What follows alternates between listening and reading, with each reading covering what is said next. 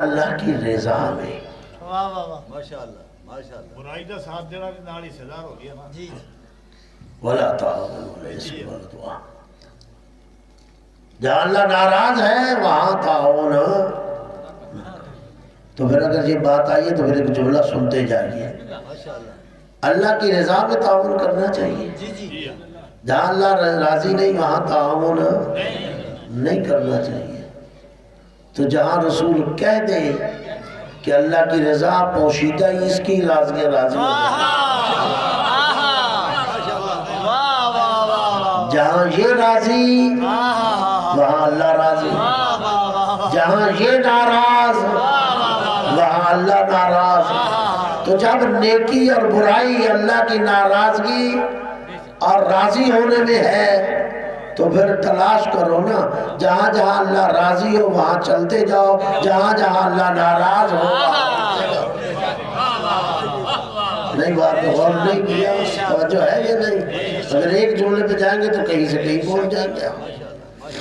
وَلَا تَعَاوَنُوا عَلَى الْإِثْمِ وَالْعُدْوَانِ، بس اللہ کی ناراضگیوں میں تعاون نہیں کرنا، جہاں جہاں اللہ راضی ہے وہاں وہاں تعاون کرو، ایک دوسرے کے ساتھ تعاون کرو۔ دیکھو کہاں کہاں اللہ راضی ہے، اللہ نے اتنی نعمتیں دی ہیں۔ نہج البلاغہ میں امیر المومنین کے 3 جملے میں آپ کی خدمت پہ کہنا چاہتا ہوں، ذرا محبت فرمائیں گے؟ اگر جاگ رہے تو بلند آواز سے صلوات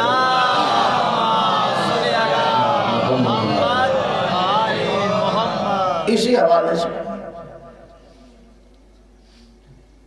اچھا دیکھیے قرآن میں، چلو ان کو روک کے میں ایک بات اور کرنا چاہتا ہوں، اسی بات کو آگے۔ قرآن میں ایک چھوٹا سا ٹکڑا پیغام ہے اللہ کا، وَأَمَّا بِنِعْمَةِ رَبِّكَ فَحَدِّثْ، ماشاءاللہ ماشاءاللہ جو اللہ نے تجھے نعمت دی ہے اسے بیان کرو۔ ماشاءاللہ سبحان اللہ، اس کو ذہن میں رکھیے گا، وَأَمَّا بِنِعْمَةِ رَبِّكَ فَحَدِّثْ، جو اللہ نے دیا ہے، اور اللہ نے کتنا دیا ہے یہ میں عرض کر چکا ہوں، اس لیے 3 جملے میں کہنا چاہتا ہوں مولا امیر المومنین کے۔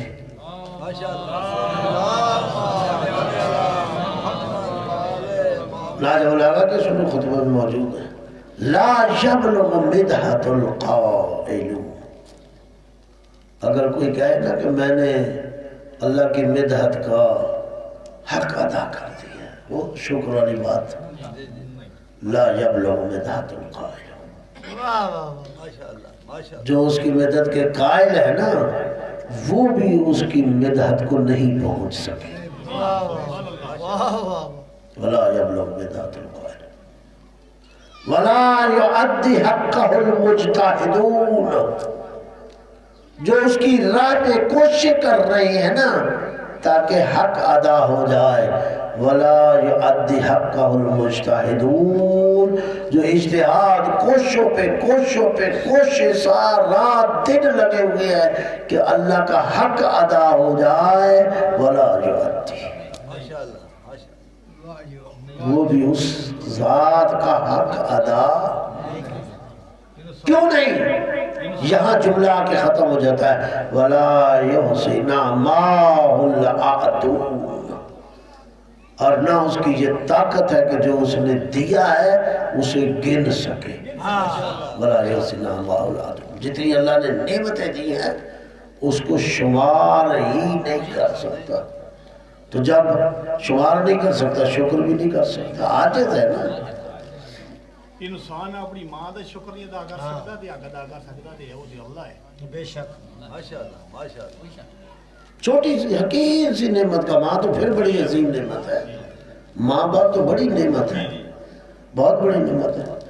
آپ یہ ایک چھوٹی سی انگشت ہے، اس کو ذرا ایک دفعہ ہٹ جائے، بتائیں کہ اس انگشت کا کتنا کردار ہے آپ کے مطلب۔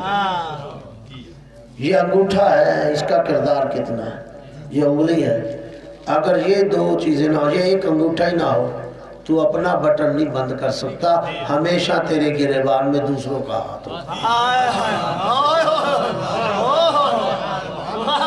نہیں وہ فرمایا، توجہ ہے یہ؟ اللہ نے کتنا بچایا ہے سبحان اللہ کہ تیرے گریبان پہ دوسرے کا ہاتھ ہے. واہ واہ واہ واہ کتنی کیا ہے اس وجود کے اندر کی عطا کی تیرے شکر کیا چیز ہے آزاد. واہ واہ میں کہا کرتا ہوں نا جس کے پاس آنکھ نہیں نہ اس سے پوچھ آنکھ کی قدر. جس کے پاس بازو نہ ہو اس سے پوچھ بازو کی قدر. چلو کسی بوڑھے سے پوچھ لے جوانی کی قیمت, کسی مریض سے پوچھ صحت کی قیمت. ہاں؟ مریض سے پوچھ صحت کتنی تندرستی کتنی بڑی نعمت ہے. کہتے ہیں نا ایک جملہ ہے تندرستی ہزار نعمت ہے. گھبرا تو نہیں گئے میری بات؟ تندرستی ہزار نعمت ہے. یہ ہزار وہ عددی ہزار نہیں ہے, فارسی زبان کا جملہ ہے.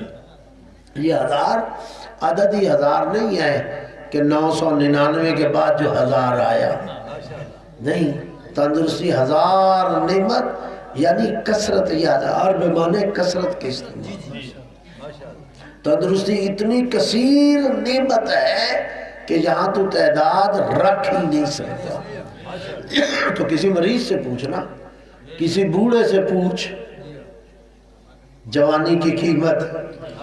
میری طرح کسی شوگر کے مریض سے پوچھ کہ بظاہر جسم بڑا ہٹا کٹا نظر آتا ہے تو ٹانگوں میں طاقت بھی نہیں ہوتی. شوگر کے مریض سے پوچھ لو, میں شوگر کا خود مریض ہوں, پاؤں لڑکھڑا جاتے ہیں. بظاہر مجھے کئی دو لوگ کہتے ہیں آزم آپ تو رنگ بھی آپ کا بڑا صحیح ہے, صحت آپ کی بڑی صحیح ہے. میں کہتا ہوں اللہ کا شکر ہے. اب انہیں کیا بتاؤں, سبحان اللہ شکر کرنا ہے نا اللہ جی کا. جی واہ واہ واہ یہ تو یہ پتہ چلتا ہے جب کوئی چیز چلی جائے. اب تو ترقی ہو گئی. مجھے یاد ہے میں 5-6 سال کا تھا تو ایک ہمارے ہاں ملتان میں ایک بہت بڑے ذمہ دار تھے. اس وقت وہ اربوں پتی تھے اس دور میں. آج سے سمجھ لیں اگر 5-6 سال میری عمر لگائیں تو سمجھ لیں 47-48 سال پہلے کی بات ہے. تو ان کی ایک آنکھ ضائع ہو گئی کسی وجہ سے. اربوں پتی تھے تو وہ اس وقت جا کے, اس وقت کی بات کرو, اب تو آنکھیں بھی ڈل رہی ہیں نا, اس وقت وہ پتھر ڈلوا کے آئے تھے. بات آپ نے دیکھا ہوگا کسی دور میں کئی لوگ پتھر ڈلواتے تھے, وہ بالکل محسوس نہیں ہوتا تھا. غور سے دیکھنے کے بعد پتہ چلتا تھا کہ یہ ہاں نکلی. تو پتھر ہے, پتھر سے کیا دکھائی دینا ہے, فقط جگہ کو بھرنے کے لیے تاکہ میری شکل بھدی نہ لگے. اللہ نے تنہا نعمت ہی نہیں دی, اس بدن پہ جو کچھ دیا ہے نا ذرا دیکھ تو صحیح. یہ تیرے بدن پہ جو بارش کر دی ہے نا نعمتوں کی, آنکھ ہے, ناک ہے, زبان ہے, داڑھی ہے, کان ہے, ہاں بازو ہے, انگلیاں ہیں, ٹانگ, بدن پہ بارش ہے نا نعمتوں کی. لیکن دیکھ ایسے ہی بارش نہیں ہوئی. اللہ نے جہاں جہاں جو چیز رکھی ہے اس سے مناسب اور انسب اس وجود میں کوئی اور جگہ تھی نہیں. یہ آپ کی محبت سے میرے جملے ادھر چل پڑے ہیں, آپ نے چلا دیا. تو بہرحال آپ دیکھیں جہاں ناک رکھا ہے, مجھے اس 6 فٹ کی زمین پہ بتائیے اس سے بہتر کوئی جگہ ناک کے لیے نکال کے دکھائیں. اگر یہ ناک ادھر سر پہ لگ جاتی بتائیے, جو ٹیکنیکل پرابلم ہونی تھی وہ تو اپنی جگہ پہ, یا ادھر لگ جاتا ناک, یا سائڈ پہ لگ جاتا, کان آنکھوں کی جگہ پہ لگ جاتے ہیں, آنکھیں کانوں کی جگہ پہ لگ جاتے. ذرا سوچے تو صحیح, آپ اس 6 فٹ کی زمین پر آپ نہیں دکھا سکتے کہ ناک اس جگہ سے کسی اور جگہ بہتر تھا, یا کان اس جگہ سے کسی اور جگہ بہتر تھا. دماغ اگر پاؤں میں رکھ دیتا تو جو دماغ اٹھا کے چلتے ان کا دماغ ہی پاؤں پہ ہوتا. پھر نہیں غور فرمایا کسی کے دماغ خراب ہوتے ہیں نا. تو دیکھو نا یہ ساری چیزیں آپ دیکھیں, جتنی میں کہتا ہوں جو جہاں رکھ دیا ہے نا حضور اس سے بہتر جگہ. تو پھر اللہ نے فقط نعمت ہی نہیں دی, خوبصورتی بھی دی. نہ کسی جگہ خوبصورت لگنا تھا، آنکھ اسی جگہ خوبصورت لگنے، کان اسی جگہ خوبصورت لگنے ہیں۔ اچھا جی اگر یہ پرسا ہی نہ دیتا، وہ سراخ تو دے دیتا سننے کا، یہ پر ہی نہ ہوتے، بتائیں بارش سے یا کسی آندھی سے یا گھٹے سے کسی مٹی سے کیسے بچاتا؟ یا پھر چلو ساری چیز ہوتی، یہ خوبصورتی کان ہی نہ ہو، بلکہ بتائیں تو صحیح اس سائڈ کیسی لگے؟ خوبصورتی لگے گا، بہت بڑا لگتا ہے۔ اللہ نے اتنی نعمتیں دی ہیں میرے بھائی۔ ماں باپ کی بات کی، ماں باپ بہت بڑی نعمت ہے، پھر بات کر لیں گے، لیکن اگر میں آج کی طرف جاؤں تو پھر میں کہنا چاہتا ہوں ان تمام نعمتوں میں اگر اللہ نے کوئی عظیم، میرے اختیار میں نہیں ہے کہ میں کسی نعمت کو گھٹیا کہوں، کسی کو کہیں چھوٹی نعمت، لیکن ایک اعتبار سے میں کہنا چاہتا ہوں کہ اللہ کی نعمتوں میں سے بے شمار نعمتیں جنہیں میں نے نہیں بھی دیکھا، جنہیں میں نہیں بھی جانتا، لیکن یہ یقین محکم اور ایمان کے ساتھ کہہ رہا ہوں جنہیں نہیں بھی دیکھا، نہیں بھی جانتا، ان کو بھی ملا کر تمام نعمتوں میں اگر عظیم نعمت ہے تو وہ سید الانبیاء کی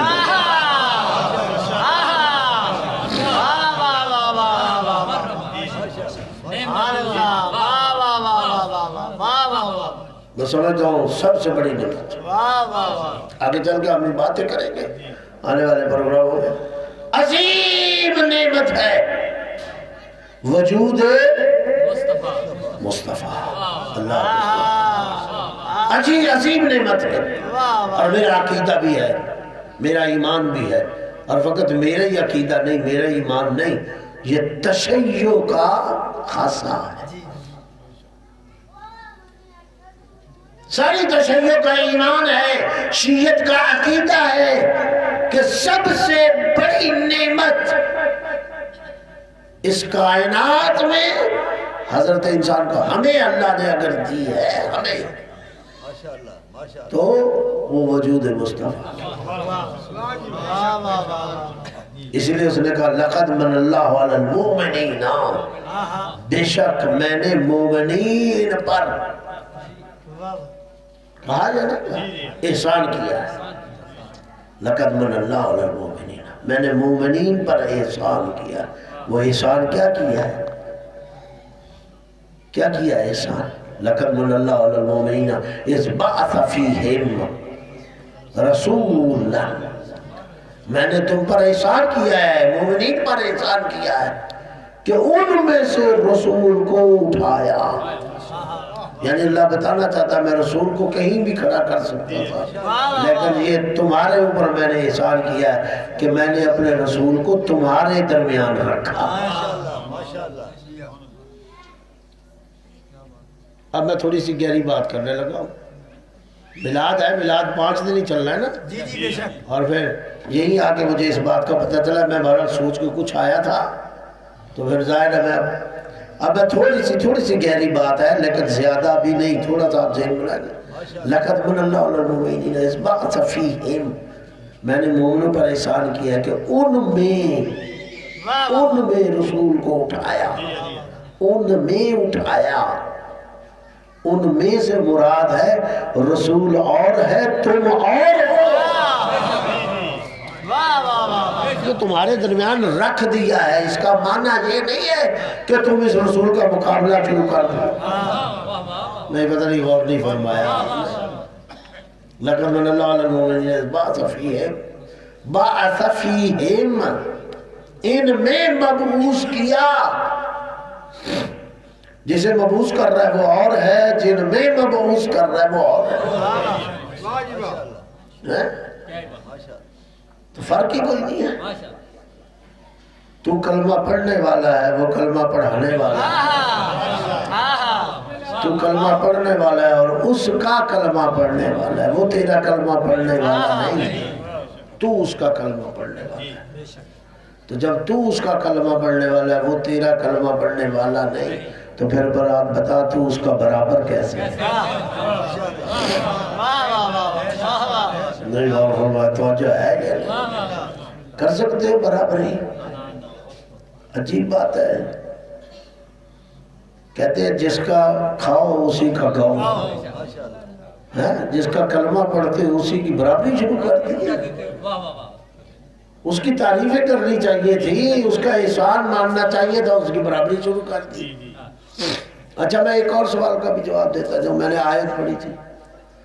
یہ 5 روزہ پروگرام جو انہوں نے رکھا، مجھے بڑی خوشی، اللہ انہیں اور توفیق دے کہ رکھنے چاہیے. کیوں نہیں رکھنا چاہیے؟ یہ تو نعمت عظمیٰ ہے. اس سے تو ہمیں شہر شہر لے کر، گلی گلی لے کر ہم اسے چلیں تو تب بھی حق ادا نہیں ہو سکتا. اما بنعمت ربک، جو تیرے رب نے دیا ہے. اما بنعمت ربک، جو تیرے رب نے دیا ہے. فحدث، اسے بیان کر. اگر ایک گندم کا دانہ جو بہت معمولی نعمت ہے، اللہ کہتا ہے میں نے دے دیا تھا، اسے بھی لوگوں کے سامنے بیان کر. اللہ نے مجھے روٹی دی ہے، اللہ نے مجھے پانی دیا ہے، اللہ نے یہ نوالا دیا ہے، تو اسے بیان کر. اگر چھوٹی سی نعمت کو بیان کرنے کا حکم ہے تو پھر نعمت عظمیٰ.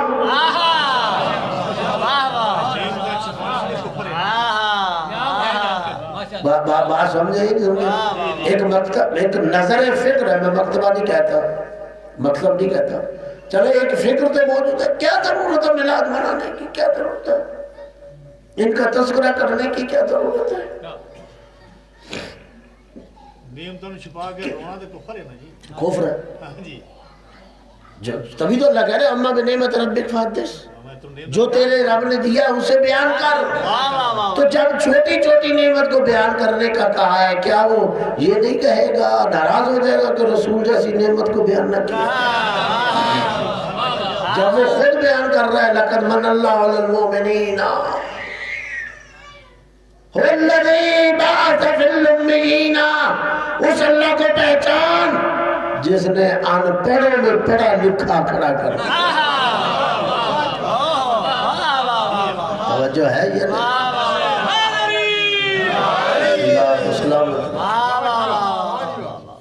والذی بعث فی الامیین، وہ اللہ جس نے ان پڑھوں میں، اور واقعا ان پڑھوں نے کتنی ان پڑھی کا ثبوت دیا.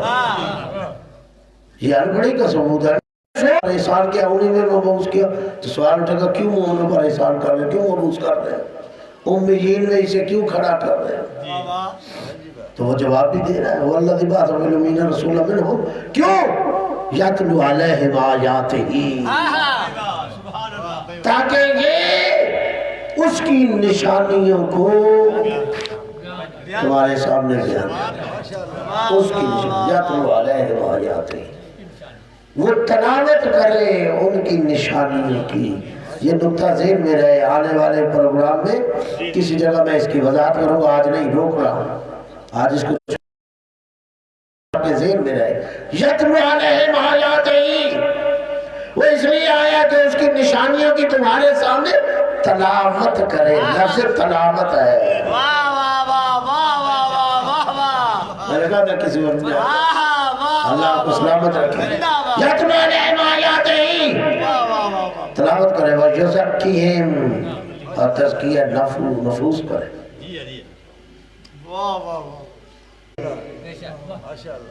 جو اتنے کام کرے، تمہارے آیات کی تلاوت تمہارے اوپر، کتاب کی تعلیم تمہارے اوپر، حکمت کی تعلیم تمہارے اوپر، تزکیہ نفوس تمہارا، یہی ہے نا، گمراہی سے تمہیں نکالنا. یہ 5 کام تیرے لیے کرنے ہیں نا. عجیب ہے. تو اس کا مطلب ہے 5 نقص تو تیرے اندر ہو گئے، تو وہ تیرے 5 نقصوں کو دور کرنے آیا ہے. وہ تیرے نقائص کو دور کرنے آیا ہے، تو اسی میں نقائص ڈھونڈنا شروع کر.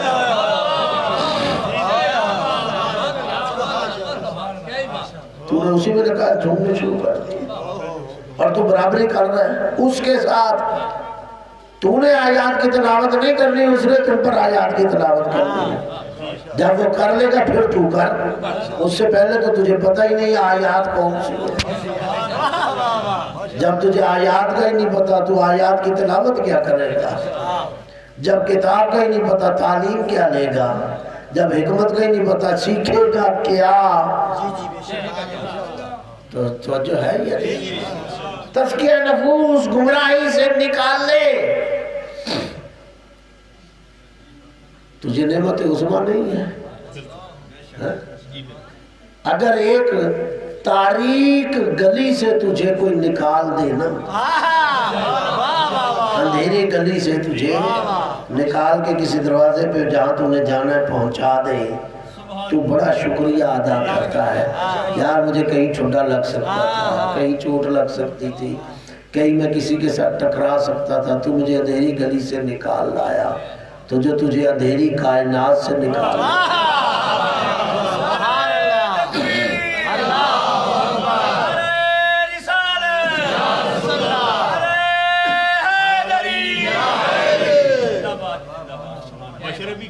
لفظ نہیں تیرا شکر ادا کر، لفظ ہے ہی نہیں، ہے ہی نہیں۔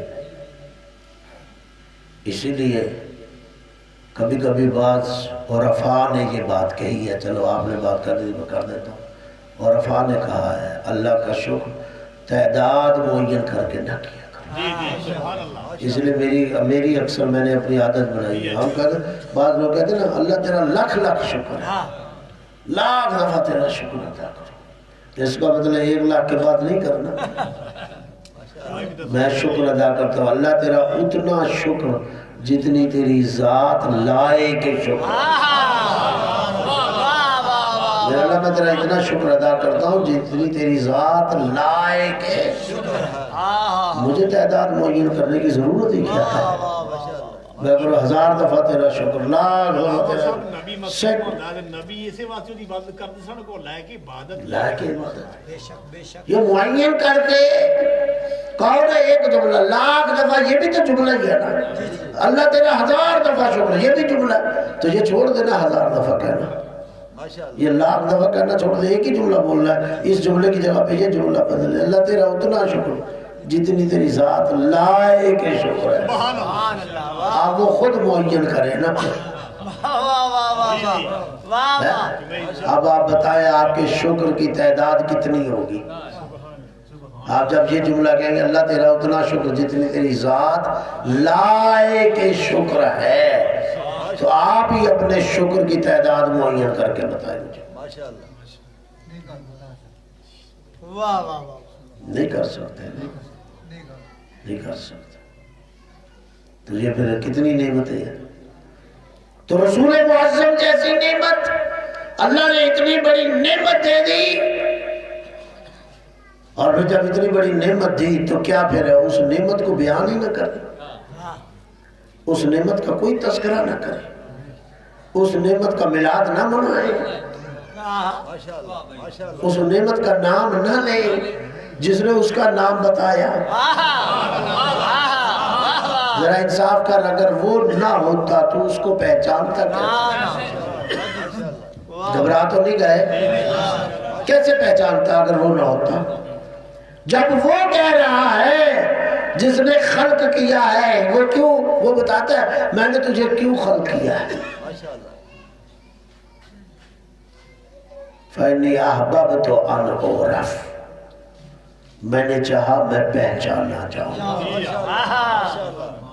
فَإِنِّي أَحْبَبْتُ أَنْ أُعْرَفَ، اللہ نے کہا میں نے چاہا کہ میں پہچانا جاؤں، کوئی میرا نام لینے والا ہو، کوئی میرا نام لیوا ہو، کوئی مجھے جاننے والا ہو، کوئی مجھے پہچاننے والا ہو، کوئی مجھے ماننے والا ہو، کوئی میرا اقرار کرنے والا ہو، کوئی میری تسبیح کرنے والا ہو، کوئی میری تعلیم کرنے والا ہو، کوئی میرا ذکر کرنے والا ہو، کوئی میرا قیام کرنے والا ہو، کوئی میرے رکوع کو بجا لانے والا ہو، کوئی میرا سجدہ کرنے والا ہو، کوئی میری نمازیں پڑھنے والا ہو، کوئی میرا روزہ رکھنے والا ہو، کوئی میرے گھر کے حج کرنے والا ہو، کوئی میری راہ میں زکوٰۃ دینے والا ہو، کوئی میری راہ میں خمس نکالنے والا ہو، کوئی میری راہ میں امر بالمعروف کرنے والا ہو، کوئی نہی عن المنکر کرنے والا ہو۔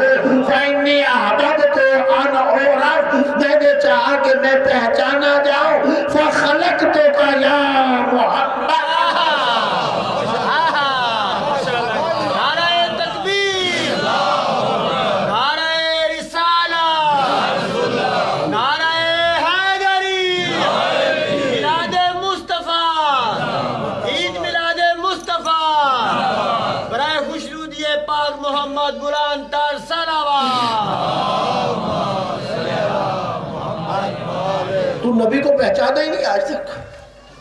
اس لیے اس نے کہا کنت کنزن مخفیان، چھپا ہونا. واہ واہ کنت کنزن مخفیان، واہ واہ. میں ایک چھپا ہوا خزانہ تھا. ہاں ماشاء اللہ یہ ہماری مجبوری ہے، ہمارے پاس اس سے بڑھ کر الفاظ نہیں ہیں، ماشاء اللہ وَإِلَّا یہ تھا تو بھی اس کے ساتھ نہیں چلے. وَكُنْتُ كَنْزًا مَخْفِيًّا، میں چھپا ہوا خزانہ تھا. فَإِنِّي أَحْبَبْتُ أَنْ أُعْرَفَ. میں کہتا ہوں اس جملے کو آپ سمجھ لیں، اسی میں عظمت پیغمبر موجود ہے. ماشاء اللہ كُنْتُ كَنْزًا مَخْفِيًّا، میں چھپا ہوا خزانہ تھا. فَإِنِّي أَحْبَبْتُ أَنْ أُعْرَفَ، میں نے چاہا کہ میں پہچانا جاؤں. ماشاء اللہ میں نے چاہا کہ میں پہچانا جاؤں. فخلقتک یا محمد، اے محمد میں نے تجھے خلق کیا. پس اللہ نے اپنی ذات کو پہچنوانے کے لیے پیغمبر کو خلق کیا ہے، پہچنوانے کے لیے. تجھے نہیں خلق کیا، تجھے پہچاننے کے لیے کیا ہے. پہچنوائے گا کون؟ تو اس کے ذریعے پہچان سکتا ہے، اس سے ہٹ کر نہیں پہچان سکتا. نہیں بات آپ سمجھے نہیں. ماشاء اللہ جب تو خدا کو، محمد کو نکال کر خدا کو پہچان نہیں سکتا تو محمد کو چھوڑ کر اس تک جا کیسے سکتا؟ توجہ فرمائیے.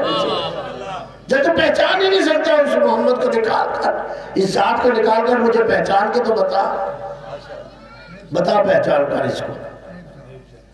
اسی نے تو تجھے بتایا ہے کہ وہ خالق ہے، وہ مالک ہے، وہ رازق ہے. اسی نے تجھے بتایا کیسے اس سے مانگنا ہے، کیسے اس کی تسبیح کرنی ہے، کیسے اس کی تحلیل کرنی ہے. ماشاء اللہ ماشاء اللہ تو جب تو اس کو نکال کر پہچان نہیں سکتا تو اس کو نکال کر ڈائریکٹ ڈائلنگ کا تصور. توجہ ہے یا نہیں؟ آج کہتے ہیں ڈائریکٹ ڈائلنگ کا دور ہے. جناب ہم نے تو اللہ اور اپنے درمیان کسی واسطے کو لینا ہی نہیں. ہم تو قائل ہی نہیں ہے کہ خدا اور میرے درمیان، ہم تو اتنے بڑے مواحد ہیں کہ اللہ اور میرے درمیان کوئی شے نہیں ہونی چاہیے. او بندہ خدا، تو بندہ ہو کر اپنے اور اللہ کے درمیان محمد کو رکھنے کے لیے تیار نہیں، اور وہ اللہ ہو کر بغیر محمد کے تیرے پاس آنے کے لیے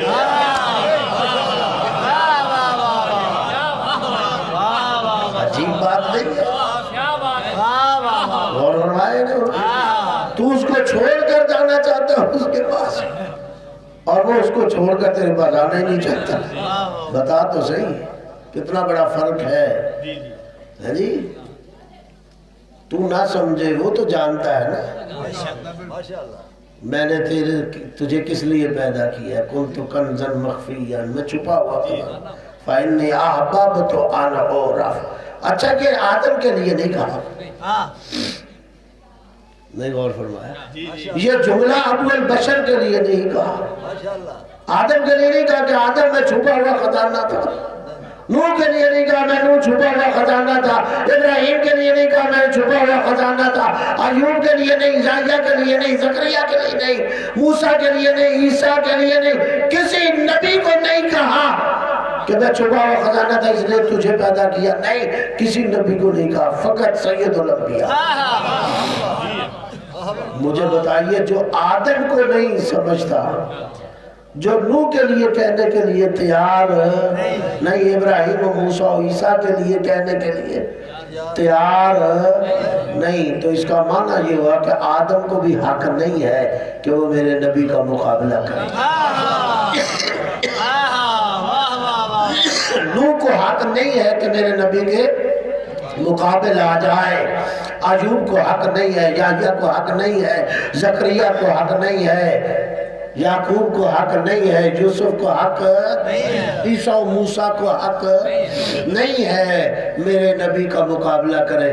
تو جب اتنے انبیاء کو حق نہیں ہے تو پھر تجھے کیسے حق ہے؟ تو اس کے مقابلہ آ جائے۔ تو امتی ہے یا نہیں؟ امتی ہے؟ کس کا امتی ہے؟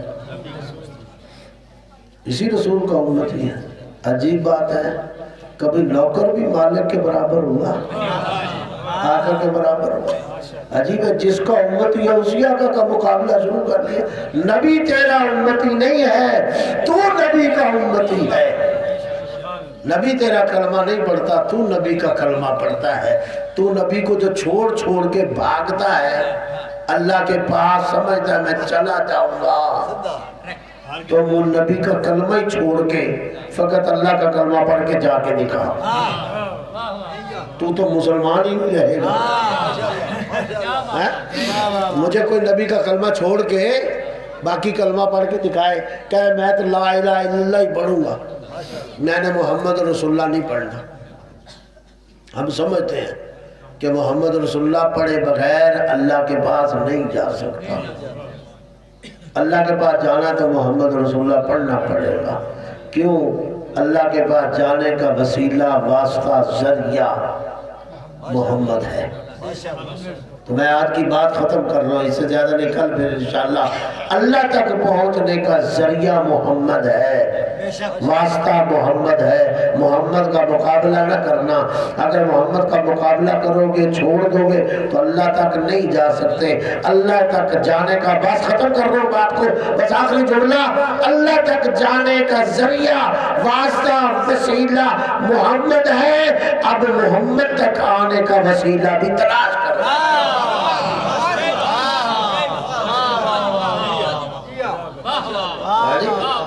اللہ تک پہنچنے کا وسیلہ محمد ہے، اور محمد تک آنے کا بھی وسیلہ تلاش کرنا پڑے گا۔ دعا مانگ لیجئے۔ اللہم صلی علی محمد وآل محمد، اللہم صلی علی محمد وآل محمد، اللہم بحق محمد وانت المحمود، وبحق علی وانت العلا، وبحق فاطمہ وانت فاطر السماوات والارض، وبحق الحسن وانت المحسن، وبحق الحسین وانت قدیم الاحسان۔ اللہم اغفر للمؤمنین والمؤمنات، المسلمین والمسلمات، الاحیاء منهم والاموات۔ میرے مالک ہماری اس قلیل مگر عظیم عبادت کو اپنی بارگاہ میں قبول اور منظور فرما۔ یہ 5 روزہ عبادت جس کا ہم نے آج آغاز کیا ہے، میرے مالک اس رسول کو سمجھ کر اس پر عمل کرنے کی ہمیں توفیق عطا فرما۔ میرے مالک، میرے خالق، ہماری جائز اور نیک حاجات کو قبول فرما، پریشانیوں کو دور فرما، مشکلات کو آسان فرما، مسائل کو حل فرما، آرزوؤں کو، التجاؤں کو، دعاؤں کو مستجاب فرما، بیماروں کو شفاء کاملہ و عاجلہ عطا فرما، بے روزگاروں کو روزگاری عطا فرما، بے اولادوں کو اولاد نرینہ عطا فرما، بے گناہ قید سے رہائی عطا فرما، دیار غیر میں وطن سے دور ہیں ان کو اپنی حفظ و امان میں قرار دے۔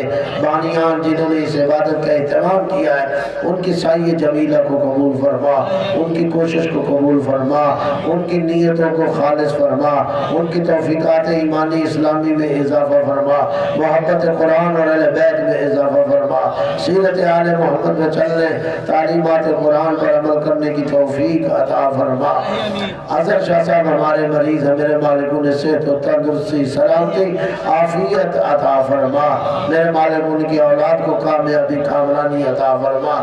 ہمارے جن نوجوانوں نے اس عبادت کا اہتمام کیا ہے ان کے ساتھ جتنے احباب شریک ہیں، جتنے حضرات یہاں اس عبادت خدمت میں آئے ہیں میرے مالک تمام کی توفیقات دینی اسلامی مذہبی ایمانی میں اضافہ فرما. ہماری خواتین مائیں بہنیں بیٹیاں جتنی بھی یہاں پردے کے پیچھے یا گھروں میں موجود ہیں میرے مالک ان کی عزتوں میں اضافہ فرما, ان کی ناموس کی حفاظت فرما, ان کی دعاؤں کو مستجاب فرما میرے مالک میرے خالق. ہمارے ملک کی حفاظت فرما, اس کی سرحدوں کی حفاظت فرما, ہم سب کو ایک اور نیک بننے کی توفیق عطا فرما, فرقہ واریت اور دہشت گردی سے محفوظ فرما, مقامات مقدسہ شاعر اللہ کی حفاظت فرما. علماء اعلام براج اسلام برادر معظم قائد ملت جعفریہ امام زمانہ کا سایہ ہمارے سروں پہ قائم اور دائم فرما. آقا کے جانثاروں میں شمار فرما. آقا اور مولا امام زمانہ کا جلد از جلد ظہور فرما. اللہم صلی علی محمد و آل محمد.